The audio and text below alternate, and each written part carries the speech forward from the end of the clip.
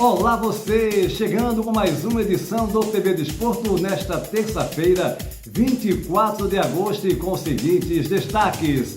Na 17ª rodada do Campeonato Brasileiro, apenas o Red Bull Bragantino foi vitorioso entre os primeiros colocados da competição.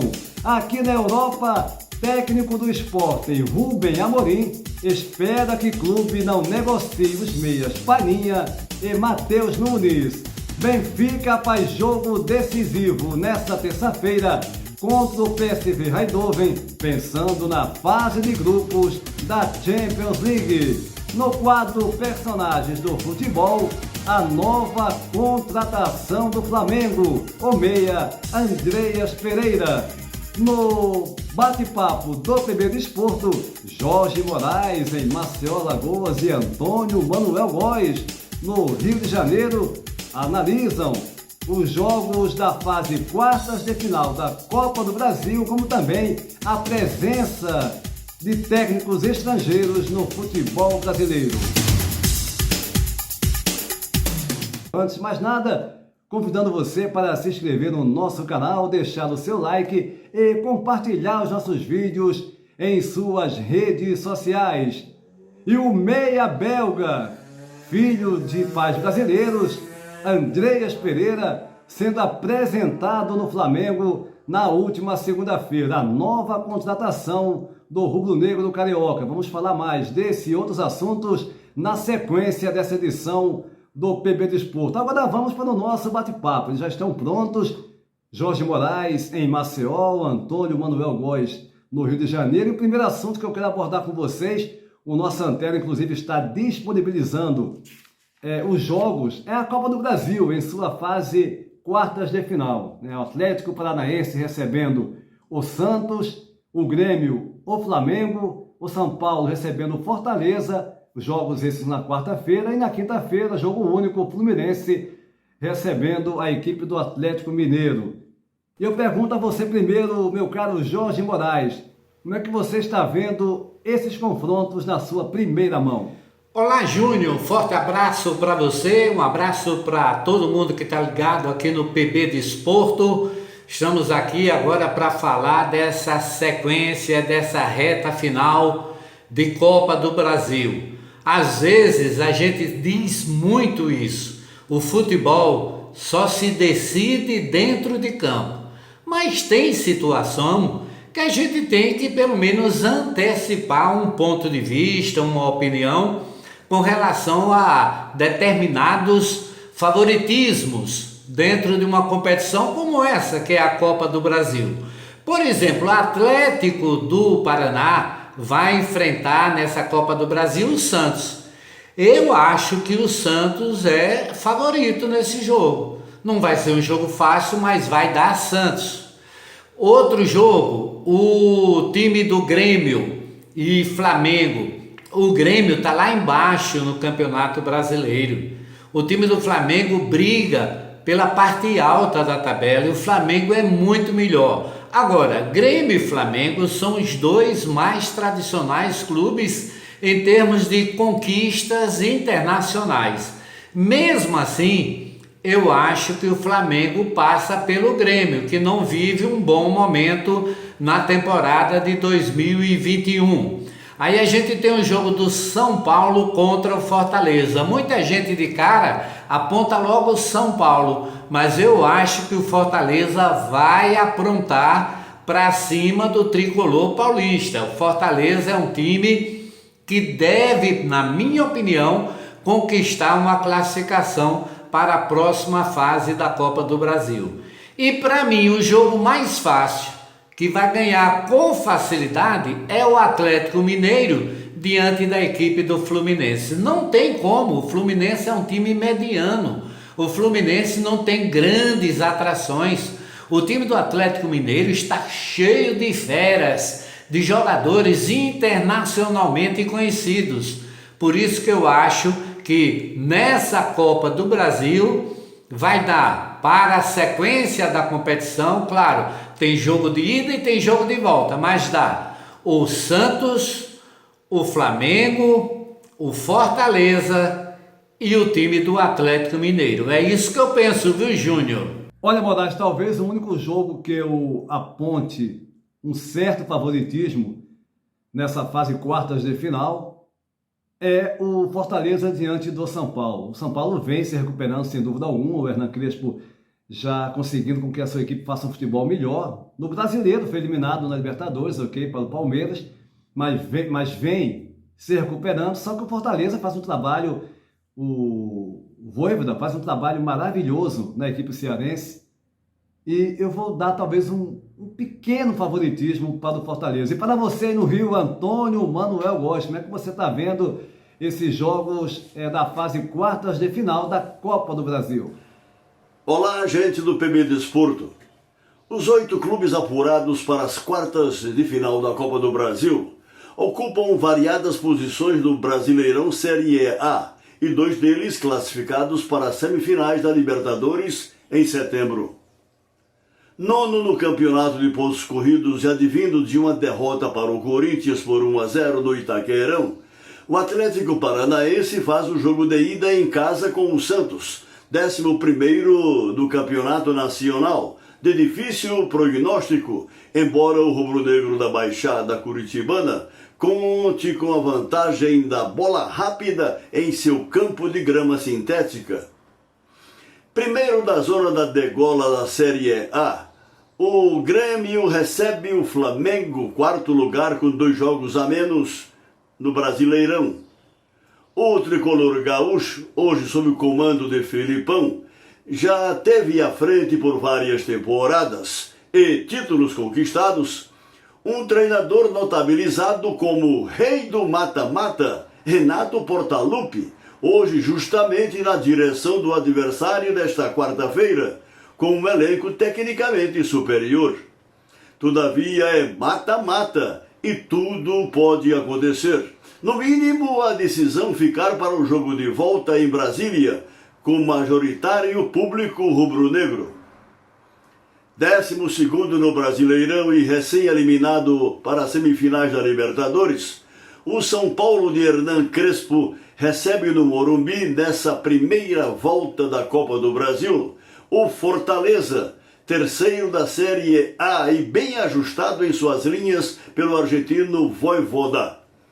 Finalmente o Fluminense, a um passo do Z4 do Brasileirão, a promover seu número 2 Marcão para a vaga do recém-demitido Roger Machado, tem uma parada indigesta, embora em casa, contra o Atlético Mineiro, líder da Série A. Entretanto, como frisei, é torneio mata-mata de 180 minutos e tudo pode acontecer, Antônio Júnior. De fato, Antônio Manuel Góes, é complicado. Um outro assunto que eu quero abordar com vocês agora é a presença dos técnicos estrangeiros no futebol brasileiro, né? Nós tivemos o Jesus praticamente sendo quem puxou essa série de contratações, ou seja, ele impulsionou, não há como negar, porque ao chegar ao Flamengo e ter tantas conquistas, o Flamengo fazendo jogos memoráveis, isso acabou, a forma de jogar que o Jesus implementou no Flamengo acabou por impulsionar alguns clubes a contratar treinadores estrangeiros. E nós temos nesse momento três argentinos agora, né, com a chegada do Diego Dabov, mais os outros 2 argentinos, o Hernan Crespo e o Juan Pablo Vojvoda, o Crespo no São Paulo, o Vojvoda no Fortaleza, e agora o Diego chegando para comandar o Bahia já a partir dessa semana. E temos ainda o Abel Ferreira, os portugueses, Abel Ferreira no Palmeiras e o outro português, o Antônio Oliveira no Atlético Paranaense, além, é claro, também na Série B, o Gustavo Murinigo comandando a equipe do Curitiba. Como é que vocês analisam essa presença de técnicos estrangeiros no futebol do Brasil? Começa contigo, Moraes. Olha, Júnior, deixa eu lhe dizer uma coisa. Eu nunca fui contra a vinda de jogador ou de treinador do exterior para trabalhar aqui no futebol brasileiro. Eu só lamento que os técnicos brasileiros, eles só trabalham na Arábia, trabalham no Japão ou na Coreia. Eu queria ver o técnico brasileiro trabalhando na Europa. Não sei como é que isso é possível. Ou pelo menos dirigindo o River Plate, o Boca Juniors lá da Argentina, que são clubes de uma tradição extraordinária. Agora, o treinador estrangeiro trabalhar aqui no Brasil, eu acho isso muito bom. Só soma. Hoje nós temos 3 argentinos trabalhando aqui no futebol do Brasil, 2 portugueses e 1 paraguaio. Por exemplo, a gente tem dos técnicos argentinos, um chegando agora para trabalhar aqui no Bahia, que é o Diego Dabove, ele que vem trabalhar. Nós já temos 2 argentinos aqui. Um é o Hernan Chaves, que está no São Paulo, e o outro está dentro do G4 da Série A, que é outro argentino, que é o Juan Pablo, ele que dirige o time do Fortaleza. E digo mais, por exemplo, o Abel Ferreira, que é português, está há mais tempo no time do Palmeiras, e tem um outro português também trabalhando aqui, que é o Antônio Oliveira, no Atlético do Paraná, e ainda tem o paraguaio, que é o Gustavo Morinigo, ele que está fazendo um belo trabalho no time do Fortaleza. Então, para mim, o que interessa não é se o cara está aqui ocupando o lugar. O que interessa é o que ele está fazendo. E esses treinadores estrangeiros estão fazendo em seus clubes um belo trabalho, que servem de exemplo para os demais treinadores do Brasil. Então, para mim, é dar toda a força, dar todo o apoio e chegar à conclusão que o trabalho deles é muito bom. E é por isso que eles estão à frente desses 6 clubes aqui no Brasil, vô Júnior. Moraes, você pode considerar, na média dos técnicos estrangeiros no Brasil, na média um trabalho muito bom, né? Basta citar aqui o Abel Ferreira, no Palmeiras, com conquistas. No Atlético Paranaense, o Antônio Oliveira classificando na última semana a sua equipe para a fase semifinal da Copa Sul-Americana. O Atlético está entre os 7 primeiros no Campeonato Brasileiro, ou seja, uma boa campanha também. O Morinigo, Gustavo Morinigo na Série B, com o Curitiba liderando a competição. O Vojvoda fazendo um trabalho, talvez, se não o melhor, um dos melhores trabalhos nesse momento de um técnico estrangeiro no Brasil, com o Fortaleza. E o Hernan Crespo, apesar de dificuldades no São Paulo, o São Paulo teve uma sequência de jogos negativos, foi eliminado da Copa Libertadores, houve uma certa pressão, mas o Crespo já mostrou que é competente, ele joga para frente, enfim, é uma questão de tempo, ao meu ver, para ele. O São Paulo já demonstra, né, apresenta uma melhora no Campeonato Brasileiro, e é positivo, ao meu ver. E para você, Antônio Manuel Góes, aí no Rio de Janeiro, a sua opinião com relação à presença dos técnicos estrangeiros no Brasil? Parafraseando Nelson Rodrigues, os tais idiotas da objetividade, cuja xenofobia esportiva sempre foi usada na defesa incondicional de empíricos treinadores brasileiros, aos poucos enxergam os efeitos benéficos do intercâmbio com estrangeiros e suas variadas ideias de jogo aplicadas em outros pontos do planeta. O sucesso de Jorge Jesus à frente do Flamengo, com 4 títulos em 8 meses, estimulou a busca de outros clubes da Série A do Brasileirão por treinadores de fora, cujos resultados já demonstram o acerto das alternativas. Vantagem para argentinos: Hernan Crespo, São Paulo, Juan Pablo Vojvoda, Fortaleza e agora Diego Dabove no Bahia, com os portugueses Abel Ferreira, já vitorioso no Palmeiras, e Antônio Oliveira no Atlético Paranaense. Já o Curitiba, no topo da Série B, tem à frente do elenco o paraguaio Morinigo, há 34 jogos. Convém lembrar que o Bahia, com a demissão de Dado Cavalcante e antes da chegada do Hermano Dabove, é provisoriamente dirigido pelo português de seu sub-23, Bruno Lopes. Sejamos francos, A chegada do português do Flamengo em 2019 escancarou o fato de, salvo honrosas exceções, nossos treinadores, mesmo os mais badalados de salários faraônicos, pouco evoluíram em se tratando das ideias de jogo ministradas principalmente na Europa, muitos furos à frente de nosso questionado futebol. Todavia, por conta da proverbial instabilidade de nossos clubes, nem mesmo a conquista de títulos também significa a garantia de emprego para os treinadores estrangeiros por aqui. Caso do português Daniel Neri, campeão da Série A de Pernambuco em 2020 pelo Salgueiro, uma surpresa. Agora na Série D do Nacional, também vencedor do Maranhense 2021 com o Sampaio Correia. Sétimo no Brasileirão Série B, foi demitido, contratado em junho pelo América de Natal, de onde 20 dias depois, também despachado, imagine, em função de uma única derrota por 3-2 para o arquirrival ABC, pelo Campeonato Potiguar. Vai entender, Antônio Júnior. Antônio Manuel Góes, esse intercâmbio também, na minha opinião, ele é salutar. Ele faz bem para o futebol brasileiro. Muitos colocam, mas nós temos que valorizar os técnicos brasileiros. Não é questão de você não valorizar. Só que a realidade mostra há muito tempo que a maioria dos técnicos do futebol brasileiro pararam no tempo. Aqueles medalhões que já conquistaram muito. Mas quer dizer que eles não sabem mais? A questão não é essa. A questão é que eles não evoluíram. Em tudo, em qualquer setor da vida, você tem que evoluir.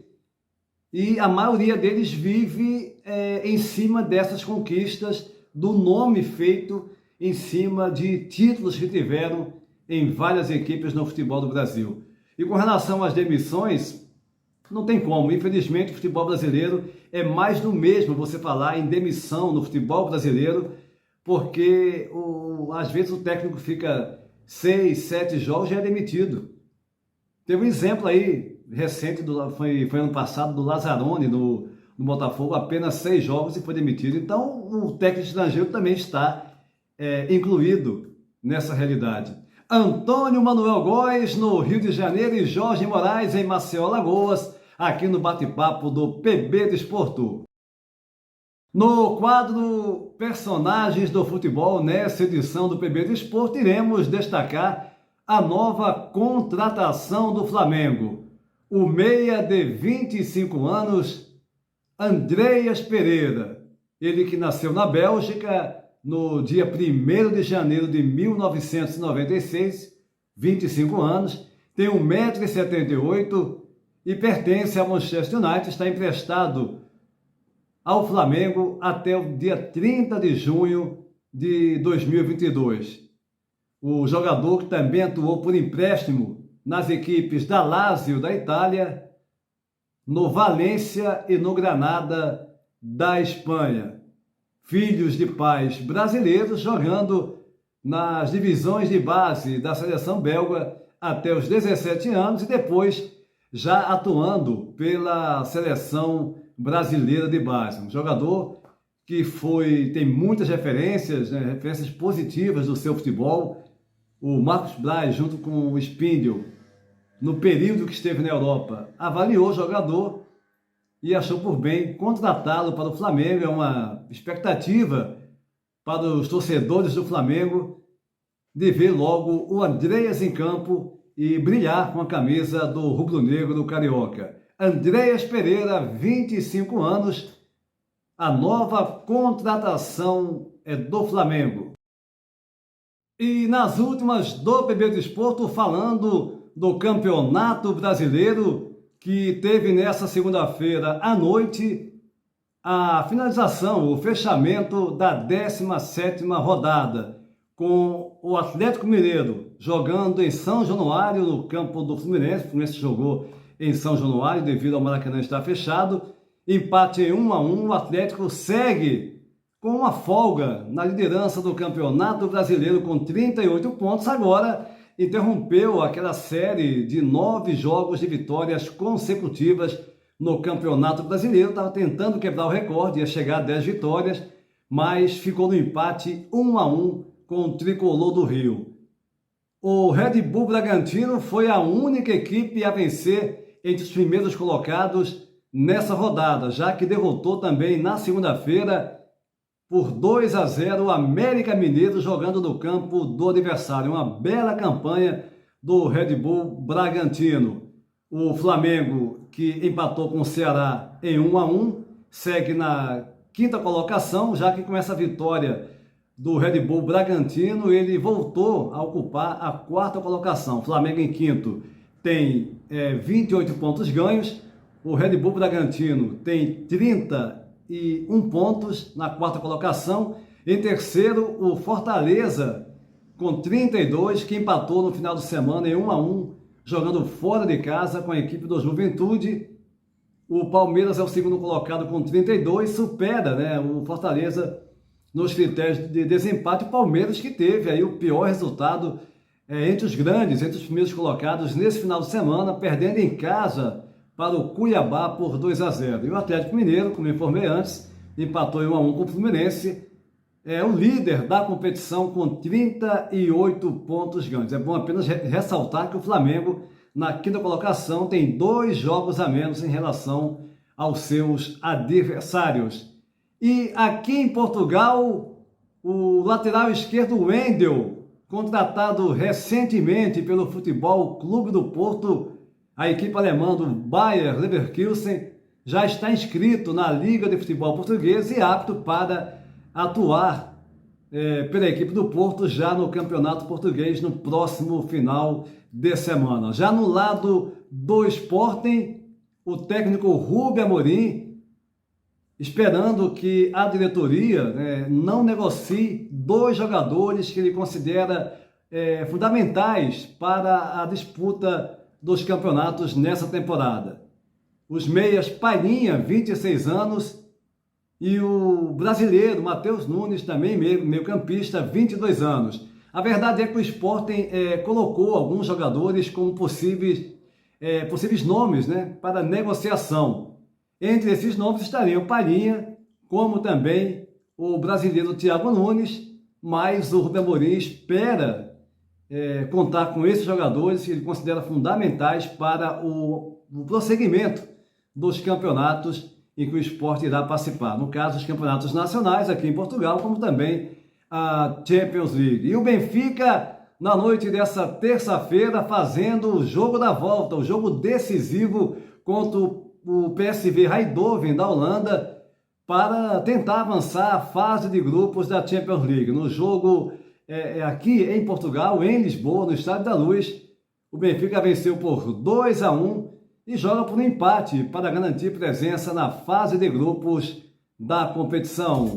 O PB Desporto vai ficando por aqui, convidando você para se inscrever no nosso canal, deixar o seu like e compartilhar os nossos vídeos em suas redes sociais. Vá também no PB Desporto do Instagram, sempre com informações do mundo do futebol aqui em Portugal, no Brasil e pelo mundo. A todos um abraço e até a próxima!